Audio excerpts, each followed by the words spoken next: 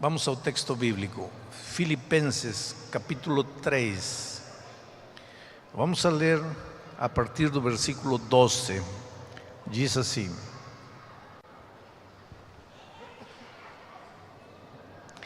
Não que eu o tenha já recebido, ou tenha já obtido a perfeição, mas prossigo para conquistar aquilo para o que também fui conquistado por Cristo Jesus.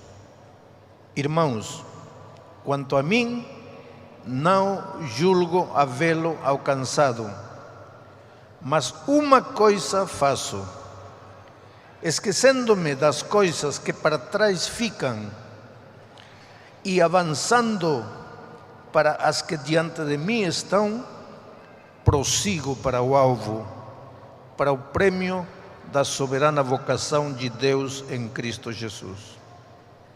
E o versículo 15 diz: todos, pois, que já somos perfeitos, tenhamos este sentimento.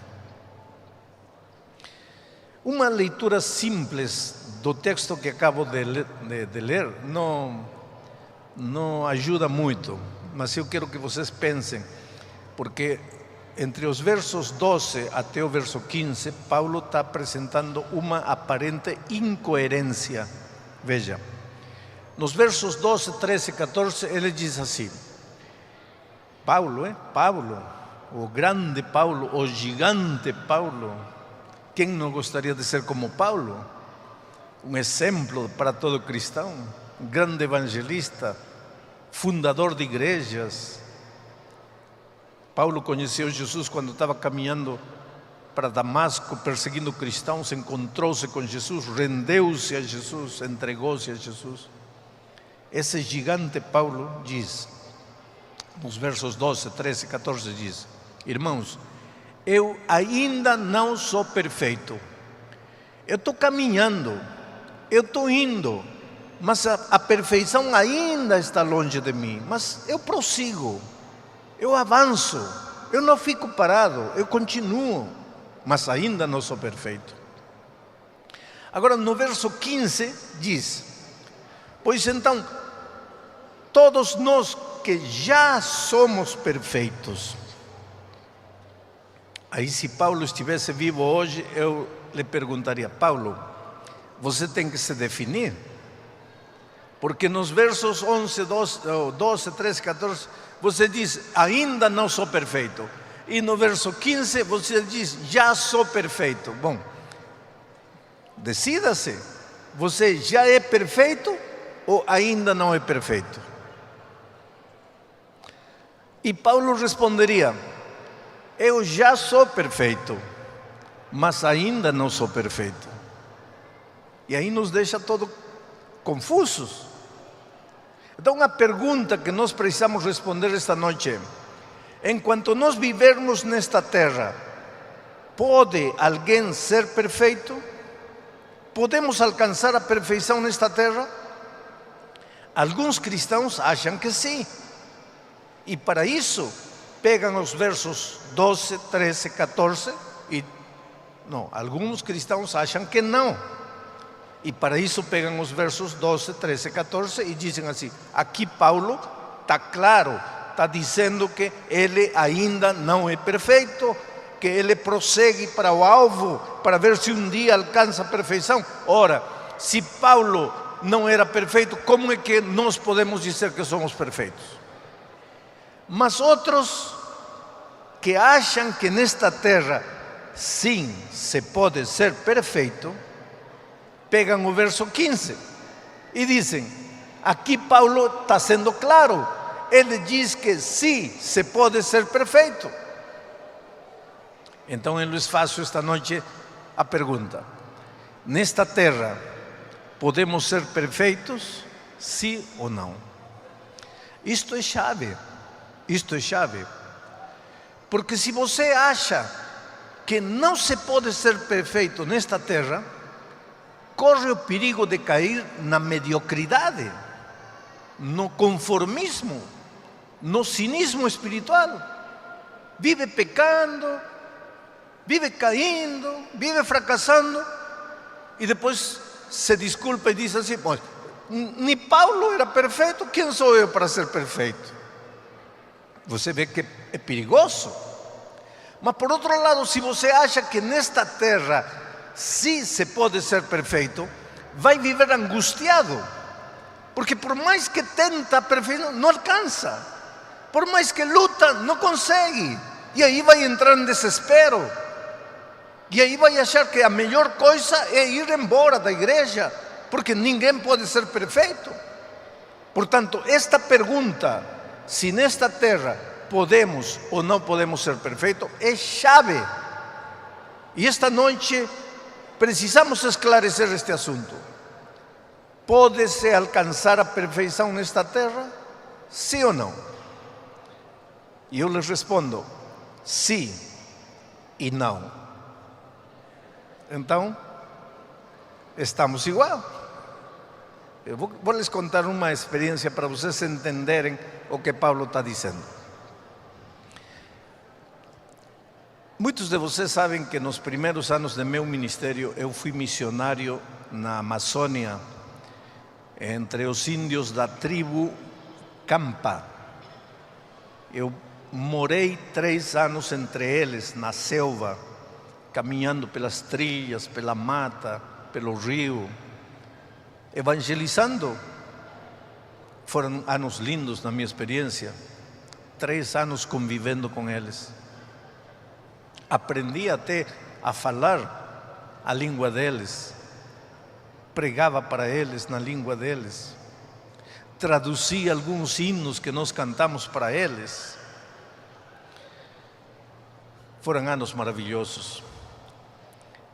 A minha esposa ficou grávida quando estávamos na Amazônia. Agora, para vocês terem ideia de como era para chegar ao meu distrito de trabalho, vou lhes explicar. A gente pegava um ônibus da capital, de Lima, e viajava 12 horas até uma cidade chamada La Merced. Aí já não havia mais ônibus. Aí a gente pegava um pau de arara, daqueles caminhões que você segura um pau e vai. E aí viajamos mais 6, 7 horas de pau de arara em estrada de terra. E aí chegávamos na beira do rio, aí já não tinha mais estrada.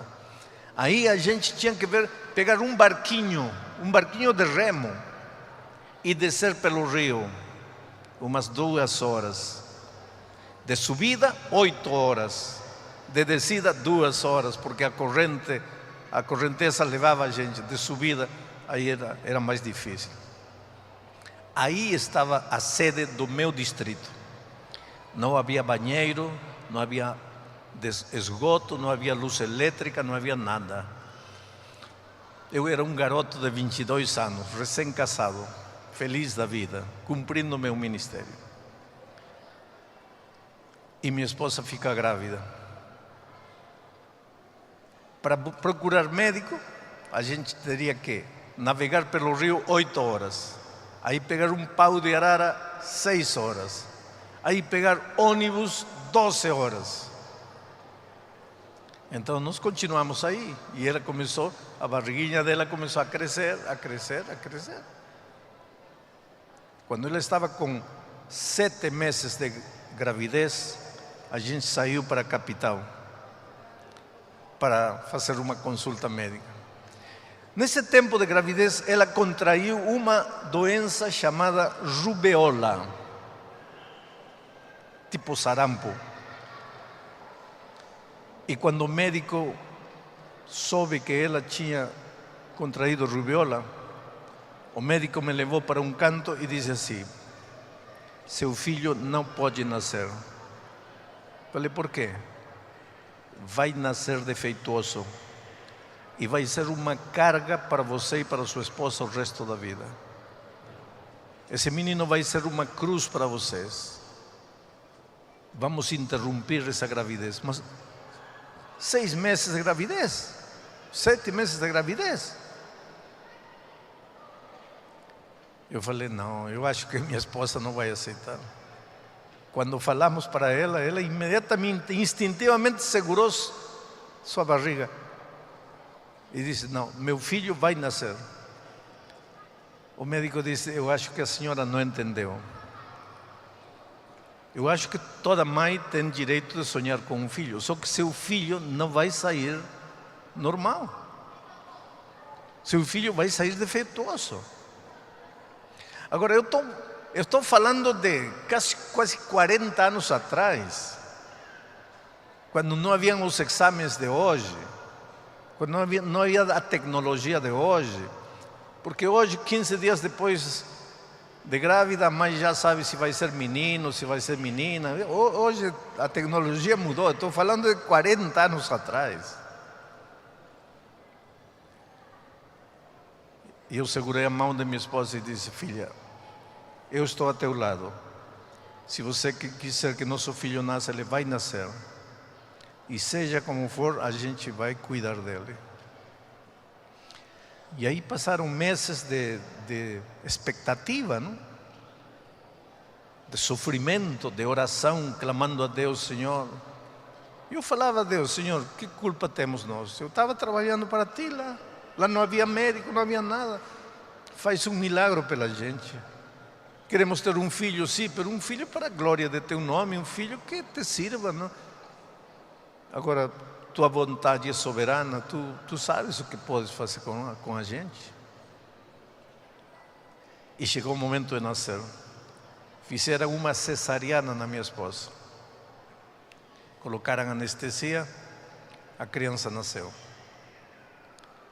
Eu lembro que quando ela começou a voltar da anestesia, começou a acordar, nem olhou para mim, olhou para o médico.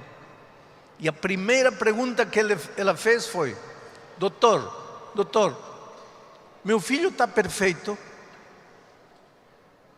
E o médico disse assim: senhora, seu filho, graças a Deus, está perfeito. Agora, eu nunca entendi ao médico, porque meu filho não tinha dente, não tinha cabelo, não andava, não falava, inchado o rosto assim, 9 meses no líquido aí dentro da mãe. Horrível, assim, inchado.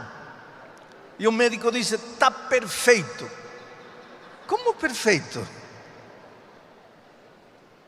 Agora eu pergunto para vocês: estava perfeito ou não estava perfeito? Estava perfeito, mas não estava perfeito. Mas como? Agora que você vai entender o conceito bíblico da perfeição. Meu filho estava perfeito para ser um nenê recém-nascido, mas não estava perfeito comparado com um adulto de 25 anos. Aí não estava perfeito. Mas vamos dizer que passassem 5 anos. Agora meu garoto tinha 5 anos. Continuava deitado na cama, sem dente, sem cabelo, sem se mexer, sujando a fralda. Estava perfeito? Já não estava perfeito. Mas como é que 5 anos atrás estava perfeito, no mesmo estado, e 5 anos depois, no mesmo estado, já não está perfeito? Isso é interessante para pensar. Mas vamos dizer que agora meu filho está com 8 anos, correndo, arrancando as mangas da chácara do vizinho, jogando pedra na vidraça do vizinho, tocando o timbre, a campainha do vizinho e correndo, amarrando lata no rabo do gato. Está perfeito ou não está perfeito? Perfeitíssimo. Queridos, eu sempre digo: deixa teu filho ser filho, deixa tua criança ser criança. Às vezes os pais queremos que a criança viva a vida de adulto. Deixa a criança ser criança. Deixa quebrar a perna, deixa.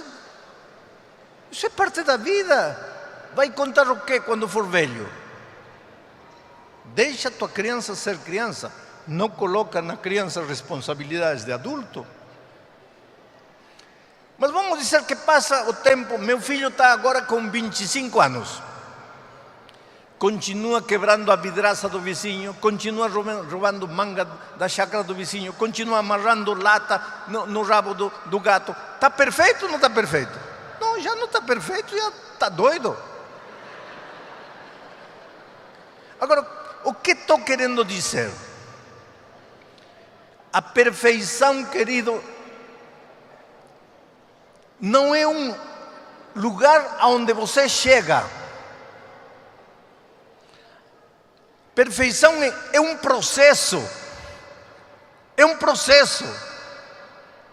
A criança recém-nascida é perfeita para ser criança, mas não é perfeita comparado com um adulto de 25 anos.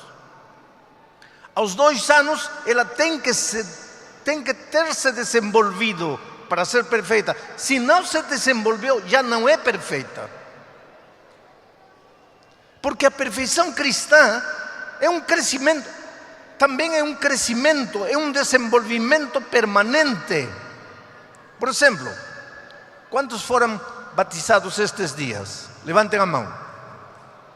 Todos vocês que levantaram a mão, vocês são crianças recém-nascidas. Uns têm 2 dias de nascido na vida cristã, outro nasceu, acaba de nascer agora, tem nem meia hora de nascido. Vamos esperar que vocês tenham dentes espirituais? Ainda não têm. Vamos esperar que vocês caminhem? Não. São crianças recém-nascidas. Agora, quantos anos de cristianismo eu tenho? A vida toda. Sabe qual é a tragédia dos cristãos? É que vocês, recém-nascidos, podem olhar para mim e dizer assim: como o pastor Bulhão eu nunca vou chegar a ser. Como nunca? Vai, mas vai ter que passar 66 anos para ser como eu. Porque eu tenho 66 anos de carreira cristã. A outra tragédia é que eu olhe para você e diga assim: se esse já é cristão, então eu já. Não. Na vida cristã ninguém pode se comparar com ninguém. Todos temos que ter os olhos cravados em Jesus. Ele é nosso exemplo. Nós caminhamos para imitar a Jesus, para chegar à perfeição de Jesus. Mas enquanto vamos caminhando para aí, em cada passo já somos perfeitos, mas ainda não somos perfeitos como Jesus, mas já somos perfeitos para 1 ano, para 2 anos, para 10 anos. Agora, quando você para de crescer, aí se acabou a perfeição. A perfeição é crescimento diário, é um processo que não acaba nunca.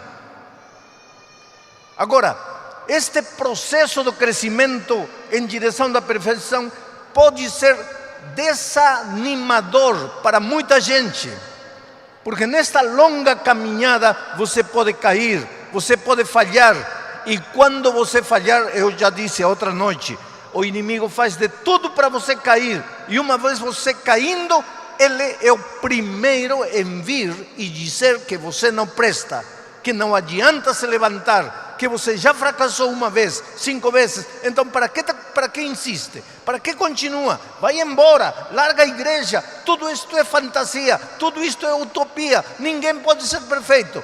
É isso que o inimigo te diz. E Paulo agora vem e diz assim: eu ainda não sou perfeito, eu estou indo para lá. Mas no versículo 15 diz: mas já sou perfeito.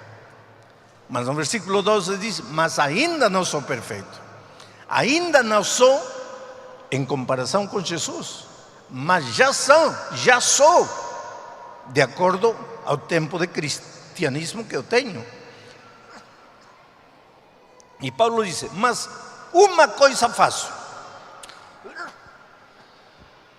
E aqui está o secreto para uma vida cristã vitoriosa. Uma coisa faço. Primeiro, esqueço-me de tudo que fica para trás e olho para Cristo Jesus e prossigo. Essa palavra prosseguir no grego, porque Paulo escreveu a epístola em grego, é a palavra lambanó.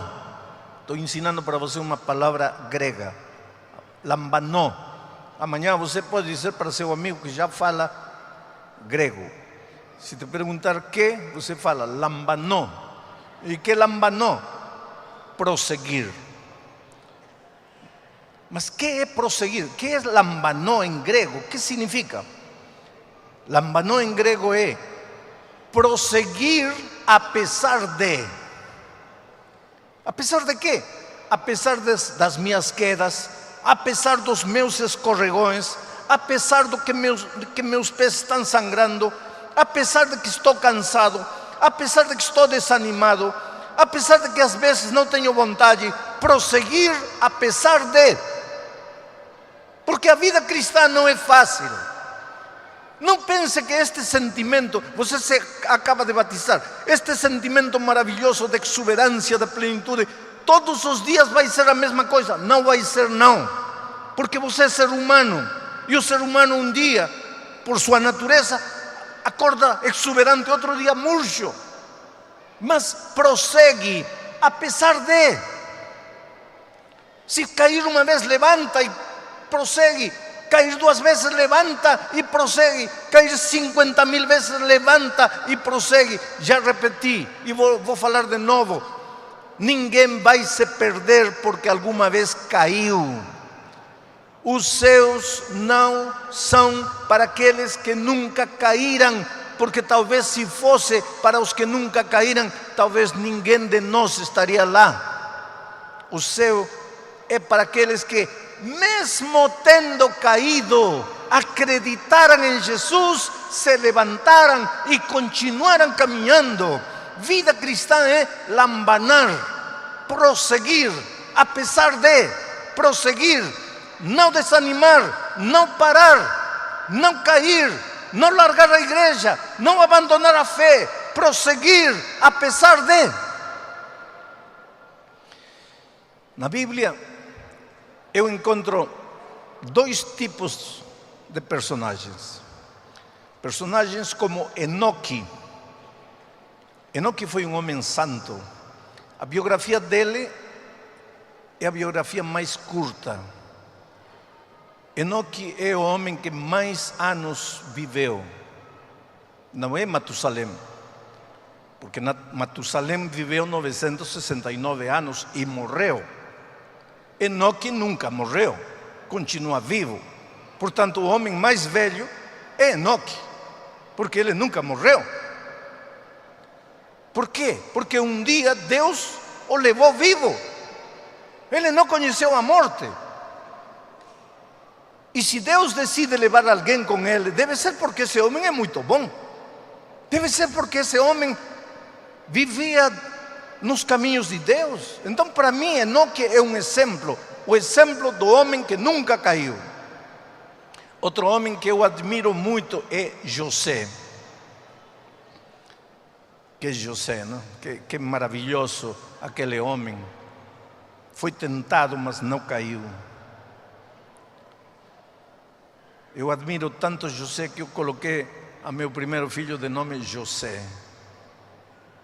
A vida de José é uma inspiração. Meu filho, já adulto, caiu. E caiu feio. Caiu feio.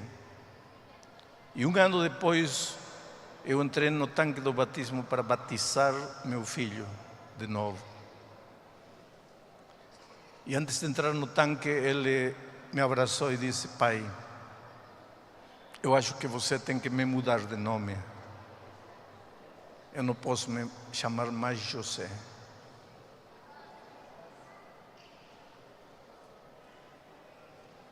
Essa é a consciência humana, sabe? E eu disse para ele: filho, quando você sair da água, você está nascendo de novo. E teu nome novo vai ser José. Eu admiro José. Enoque, José, Daniel, que tremendo Daniel. ameaçaram com matar ele se orava, continua orando. Tremendo, Daniel. Mas na Bíblia também encontramos histórias como a de Davi. Davi, pecador miserável, roubou a esposa do general e, para que ninguém descobrisse o delito, mandou matar o general. Quer dizer, adultério e assassinato, intriga política, mentira, abuso de poder, um coquetel de pecados. Mas se arrependeu. Encontramos história como de Pedro, conviveu corpo a corpo com Jesus, cara a cara com Jesus 3 anos, e na hora H amaldiçoou e traiu seu mestre. Que você e eu traiamos Jesus, que nunca vimos ele corporalmente, poderia ter alguma justificativa, mas ele que viveu cara a cara com Jesus, traí-lo, mas se arrependeu. Agora, o interessante de tudo isto é que quando entrarmos pelas portas dos céus, estaremos lá. Enoque merece, José merece, Daniel merece, e do outro lado está aí Davi, Pedro. Eles também estarão no reino dos céus. Não porque pecaram, querido, cuidado, eles não estarão porque caíram, porque cair não é virtude.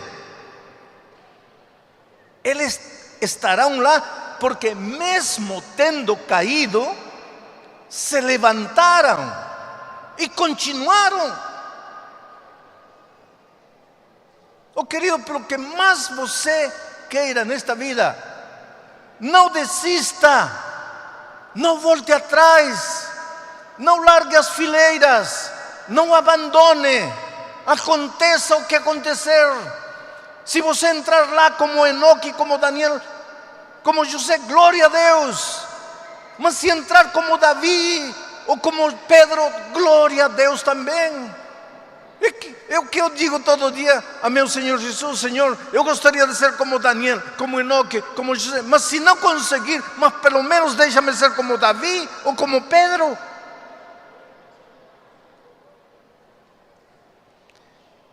Quem sabe a gente se veja outra vez nesta terra, quem sabe não. Eu sempre digo que não tenho medo de morrer, porque eu já estou vivendo o tempo de desconto. Eu já cumpri com minha família, já cumpri com a igreja, já cumpri com a missão que Deus me confiou. Eu já fiz tudo o que eu tinha que fazer. Se amanhã Deus me diz: filho, chegou a hora, glória a Deus. E por isso digo que talvez eu não veja mais você. Mas se um dia, por essas coisas da vida, você sair da igreja e achar que não adianta mais retornar aos braços de Jesus, achar que já não tem mais forças para regressar, lembre-se do que estou dizendo neste momento.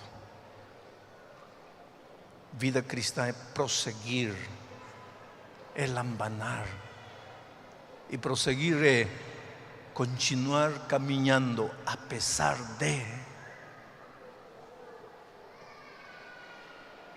Estarei pregando para alguém desanimado na fé. Estarei pregando esta noite para alguém cujos pés estão sangrando. Estarei pregando para alguém que traiu Jesus e acha que já não pode mais retornar. Você em algum momento pensou que para você não há perdão? Querido, Jesus nunca perdeu a esperança com você. Ele sempre está com os braços abertos esperando você. Ele te ama. Ele morreu para te salvar. Estarei pregando esta noite para alguém que não consegue tomar a decisão porque tem medo de fracassar. Tem muita gente que me diz isso, pastor, eu gostaria de me decidir, mas eu tenho medo de falhar. Não tenha medo de falhar. Os que tomamos um dia a decisão, não foi porque perdemos o medo de falhar. Os que tomamos um dia a decisão, foi porque apesar de nossos medos, apesar de nossos temores, acreditamos em Jesus e lhe entregamos a vida. E eu cheguei até aqui.